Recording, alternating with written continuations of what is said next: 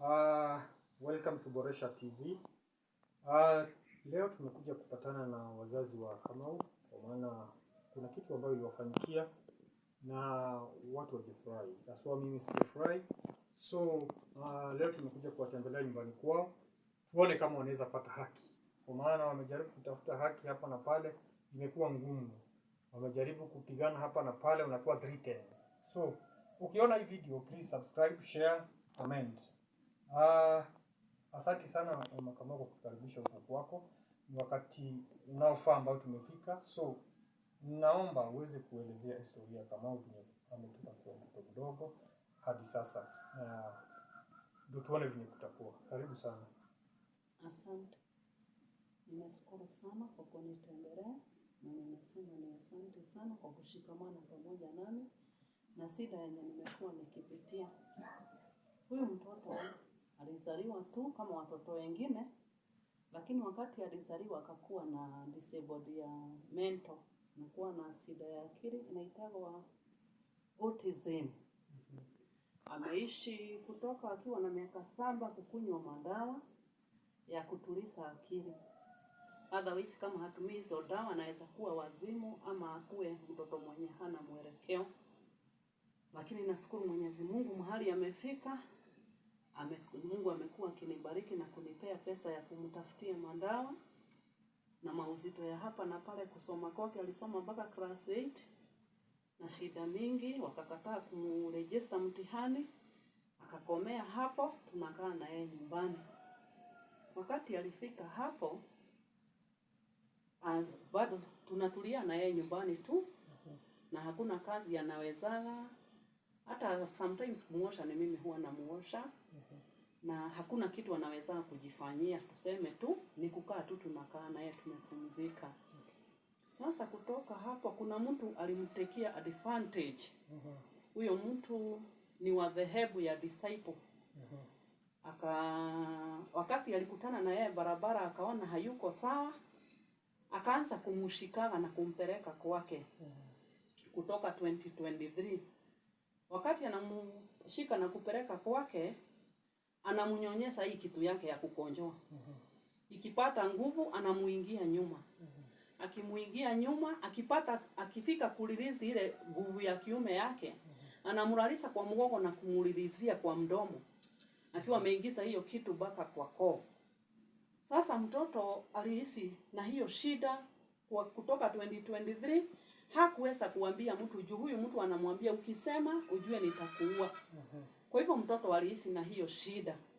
Lakini Mungu aliniongoza. Kulikuwa tarehe 28 ikakuwa ninapea mtoto wangu mawaidha, mtoto wangu mdogo. Alikuja akaniambia kuna watoto wamesikwa shule wakifanya tabia mbaya. Wakati aliniambia hivyo, nikamwambia ukifanya tabia mbaya mtu anagojeka, unakojoa magunyo na madamu, alafu unagojeka ukimwi unakufa. Mtoto wangu alikuwa amekaa mkono wangu wa kiume vile tu tumekaa. Akaniuliza mama, ati umesema nini? Nikamwambia mtu ukifanya tabia mbaya anagojeka na anakojoa madamu na magunyo anakufa. Mtoto wangu alifanya tu hivi. Ati umesema nini? Nikamrudia tena mara ya 3. Akaniambia mama, kuna mtu anaitwa Grace na ananidinyaga sana. Wakati aliniambia hivyo nikamuuliza, na huyo mama ama ni mama ama ni msichana? Akaniambia sio mama wala msichana, ni mwanaume. Anamsikaga akitoka maziwa, anampeleka kwake kila karibu jioni.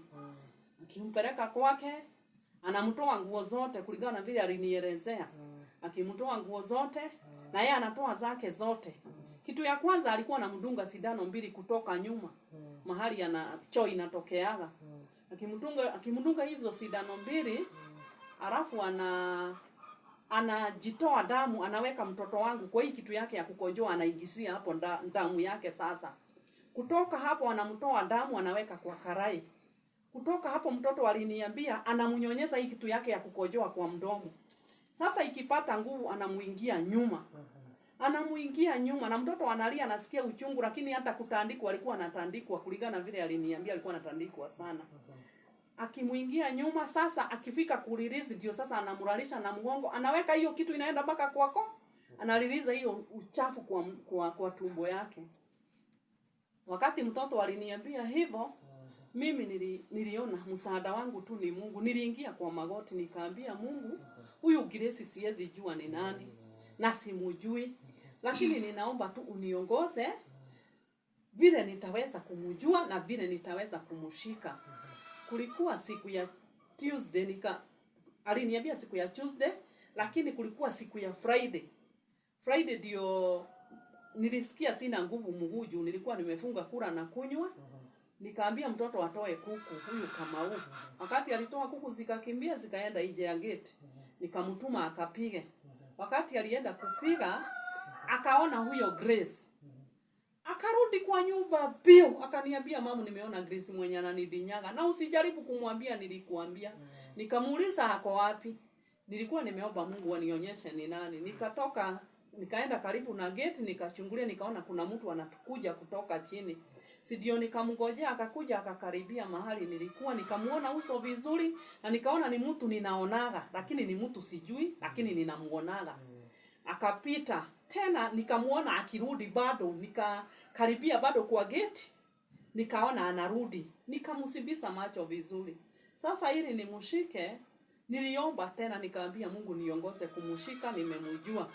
Ndio nikakaa kwa magoti bado nikiomba. Mungu akanisaidia kitu saa 10 hivi akanipea wazo. Nikaona nitajifunika kama Muislamu nifuate mtoto wangu nimtume maziwa. Niende nikiwa nyuma yake. Hivyo ndivyo nilifanya. Nikajifunika, nikabakisha tu macho peke yake kama Muislamu na nikavaa nguo za black. Nikabadilisha mpaka kutembea. Nikafuata mtoto wangu tukaenda naye maziwa kitu saa 2 ya usiku. Wakati tulienda maziwa na yeye akaenda bio na akafika kwenye tunachukua maziwa, nikamuona ameanza kurudi na mimi nikarudi pole nikasimama kando ya barabara. Nikiwa nimesimama nikaona ule mwanaume amepita haraka sana naye mtoto wangu alikuwa nyuma. Nikajitokeza kwa mtoto wangu na yeye hakuwa ananifahamu, nikamwambia ni mama. Na kuuliza aje huyo ndio Grace? Mtoto wangu akaniambia ni Grace na ameniambia niharakishe twende kwake. Nikamwambia enda akufanye vile anakufanyaga, leo ndio ninakuja kukuokoa. Mimi wakati kama huwa alipita nikaruka kibanda ilikuwa ile ngambo nyingine nikainama nikachungulia nikaona wameshikamana. Wameedanisha sasa pamoja. Hawakuingilia barabara yenye naingiliaga na wakapita barabara ya pili, wakazunguka mbali sana wakaingilia barabara ya 3. Na mimi nikaingilia barabara ya pili nikakimbia. Wakati nilikimbia nikaingia kwa gate nikatoa hizo buibui nilikuwa nimejifunga. Alafu nikatoka haraka nikaita neighbor nikamwambia kuja unipeleke tukaangalie mtoto wangu ana sodomaisiagwa huko kwa Baba Cliff. Nikatoka tu nikaenda kwa Baba Cliff.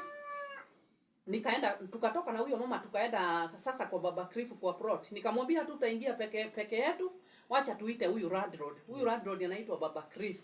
Tukatoka na landlord view. Landlord nikamuelezea enda uangalie nyumba ya pili kulingana na vile mtoto alikuwa amenielezea. Lakini mtoto ni kama hajui, alikuwa anasema nyumba ya pili kutoka nyuma. Yes. Sisi tuliangalia nyumba ya pili kutoka mbele. Hatukuona, landlord hakuona mtoto. Akakuja akaniambia hayuko. Nikamwambia angalia side hiyo ingine. Akaangalia akaniambia hakuna. Nikamwambia nipe ruhusa nimuite. Mimi niliingia hiyo plot nikascreen sana. Nikaitana kama na nguvu kama mwenye anapiga duru. Hata ukiwa mita karibu 200 ungenisikia. Mtoto hakuitika. Huyo mzee akaniambia enda utafute mzee wa nyumba 10, tufungue hizi nyumba zote tutafute mtoto. Mimi nikakimbia kutafuta mzee wa nyumba 10. Nilitumia kitu 30 minutes juu hakukua. Kitambo apigiwe simu akuje kutoka kwenye alikuwa alikaakaa. Ndio alikuja tukarudi sasa na kabla sijaenda niliambia huyu mzee wa landlord nikamwambia usitoke kwa gate mtoto asitolewe na usione. Alafu tukachukua kijana mwingine anaitwa Kevin tukamweka milango ya nyuma ili mtoto asitolewe nyuma. Ndio sasa tukakuja na mzee wa nyumba 10. Wakati tulifika hapo nikaona kama huwa amewekelewa, nikiwa kwa ubali nikaona landlord amemwekelea mkono kwa mambega. Na mimi nikakimbia nikakumbatia mtoto wangu nikamuuliza na ulikuwa wapi? Kama huwa akaniambia nilikuwa kwa Grace. Kwa nini nimekuita ukaninyamazia? Kama huwa aliniambia Grace alikuwa saa hiyo anamfanyia kazi. Amechukua kitambaa ya white akanifunga kwa mdomo, hata sikuwa napumua, singeweza kuitika na akaweka radio volume. Sasa wakati alifanya hivyo, Kamau sasa hakuweza kuitika. Si sasa akakaa akaona kumetulia na kelele imeisha, akasikia mama yake haitani nje. Si ndio akafungulia mtoto.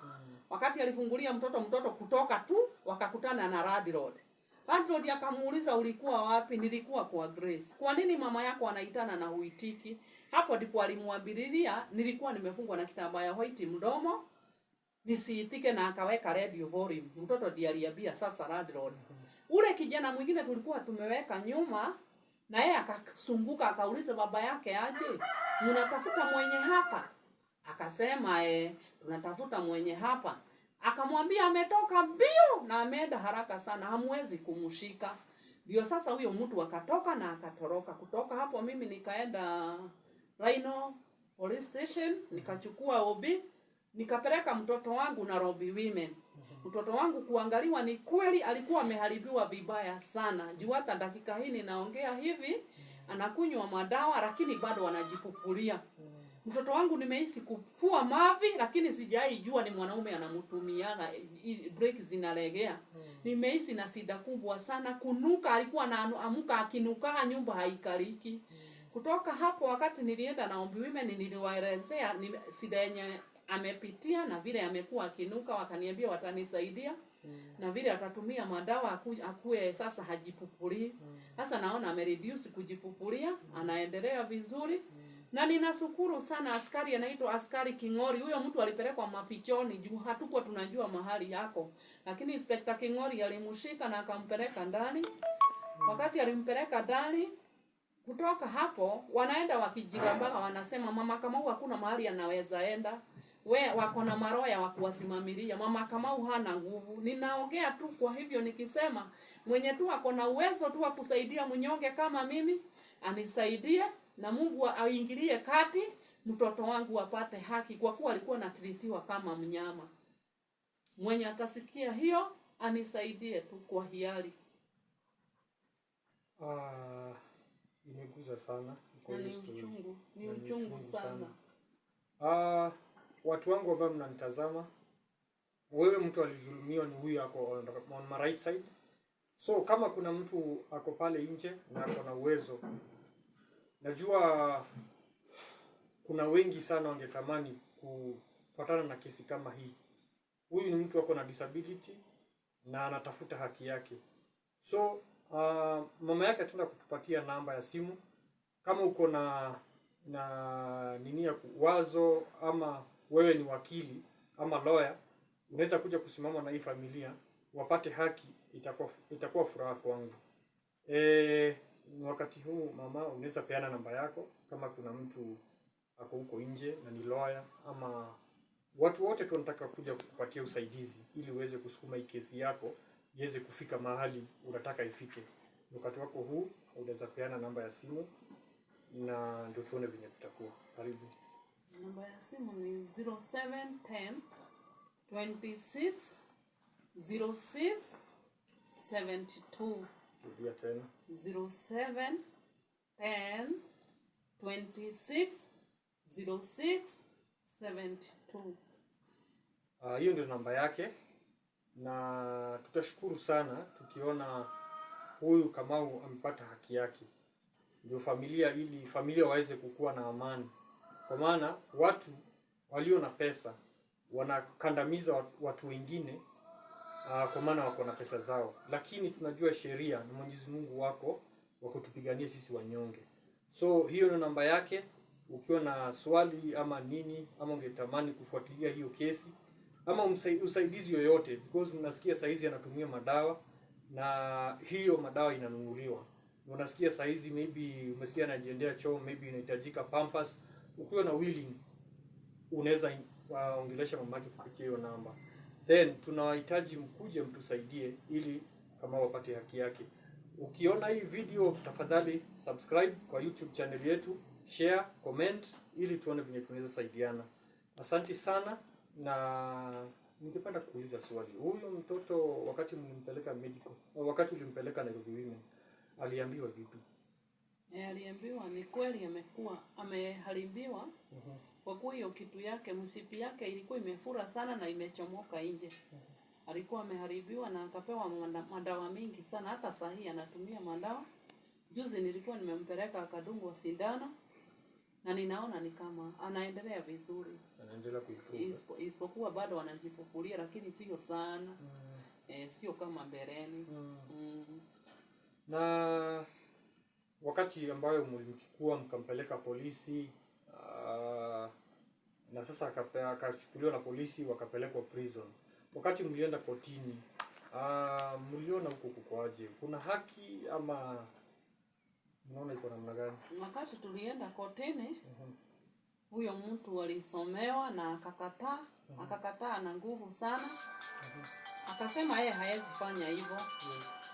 Wakati alisema haezi fanya hivyo, alipewa bodi ya 1200.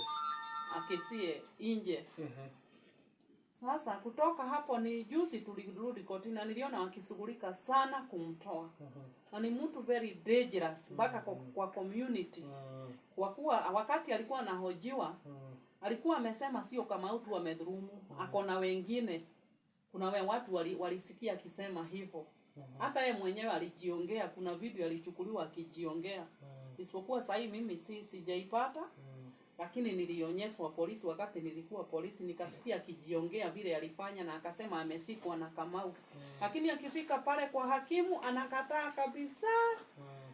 Sasa niliona wanashughulika kumtoa na wanaenda wakisema hakuna mahali nitaenda. Wako na maroya, mimi ni mnyonge kabisa. Sina uwezo, naomba tu Mwenyezi Mungu asimame nami na wenye wako na uungu ndani yao tu wasimame na mimi wanisaidie. Mtoto wangu apate haki juu ametendwa unyama na ameishi kutendewa huo unyama. Sio mara moja ama mara mbili. Anajiongea vizuri sana, anasema ni kutoka 2023. Ameishi kudhulumiwa na huyo mtu na kumwambia ukisema uambie mama yako nitakuua. Ukiambia mama yako na mama yako ataambia baba yako na hata baba yako atakuua. Alikuwa anadanganya mtoto hivyo. Sasa mtoto anakuwa na uoga. Na huyo ni mtu wa kanisa. Ni mtu wa kanisa, anasoma dhehebu ya Disciples na anajulikana muombaji sana, anajulikana muibaji sana, ako na sauti inakaa ya malaika. Na hata ndugu yake kuna siku alituambia huko Masamba alikuwa anahubiri, ni pasta huko kwa mashamba kwenye alikuwa ametoka. Kwa hivyo wanakataa sana, wanasema haezi fanya kitendo kama hiyo, wanamtetea. Lakini sisi tuko na uhakika na haki, Mungu atatenda mapenzi yake. Mungu anasimama. Na niko sure hii video itafikia watu wengi. Ndio watu kama hao wawe na funzo. Wasiweze tena kufanyia watoto wengine. Niko sure amedhulumu watoto wengi sana. Sasa hii Mungu ameamua kudhihirisha kuwa lazima uchi wake uweze kuonekana. So huu ni wakati sasa wanaofaa, na sasa yeye amesema anaweza kuadhiri tena, ako na pesa. Sasa wacha tuone tu Mwenyezi Mungu atatusimamia, na niko sure watu wengi huko nje watakuwa na ile uwepo wa kuja kutusaidia na Mungu akuja kutusaidia ili tuweze kupata haki ya Kamau. Ni kweli. Yes. So wewe usikiwe na wasiwasi, wacha tuombe Mwenyezi Mungu asimame na sisi, na wacha tuone vile kutakuwa. Yeah. Wenye mmesikia mtasubscribe, halafu mtashare, halafu ndio tuone vile kutakuwa. So tunataka tulete mwenye ambaye amedhulumiwa ili aweze kutupatia pia nini yake venye alipata hiyo venye alidhulumiwa mpaka sasa, tuone venye kutakuwa. Acha mama yake amintroduce ili ndio tuone venye kutakuwa. Karibu mama, introduce kijana wako. Haya. Kijana mwenye amedhulumiwa ni huyo wako upande wa kulia. Anaitwa Francis Kamau.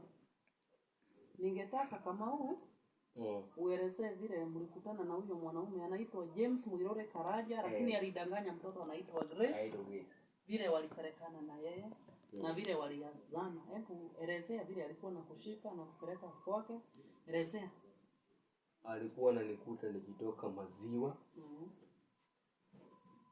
Ananishika na nipeleka kwake. Ananitoa nguo zote. Ananyosha kioo kidogo kwa juu. Kipata nguvu ananiingiza huku nyuma na uchungu.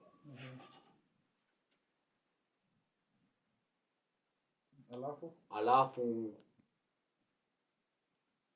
anaonyesha kidole kukojoa.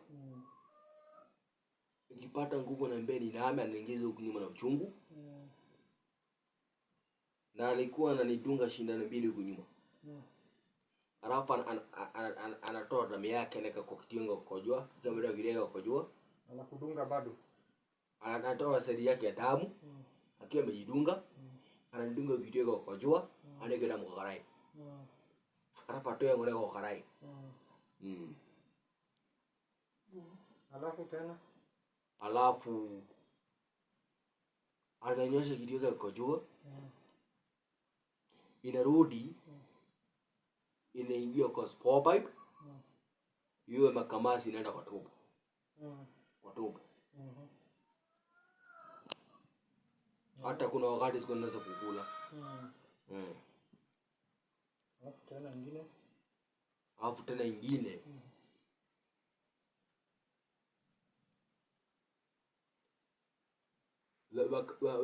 Wakati nasikia mama kitana. Ananifunga mdomo kama na mapua. Alafu na mnyonyo kidega kwa jua. Ndipo nilikuwa naona. Kuna ingine tena. Kuna ingine tena.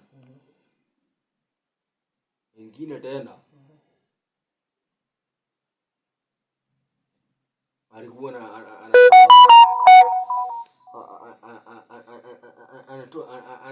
anatoa nguo anakaa uchi. Na mimi na mwingize kidogo kwa jua. Na yake anaingiza hiyo kidogo ya kuzidia nyuma. Wewe pia ulikuwa unamuingiza? Hata mimi nilikuwa namuingiza. Rapa akaniambia nilale kitanda. Akaniambia nimnyonye kidogo kwa jua. Nikaona makamasi akaniingiza kwa mdomo.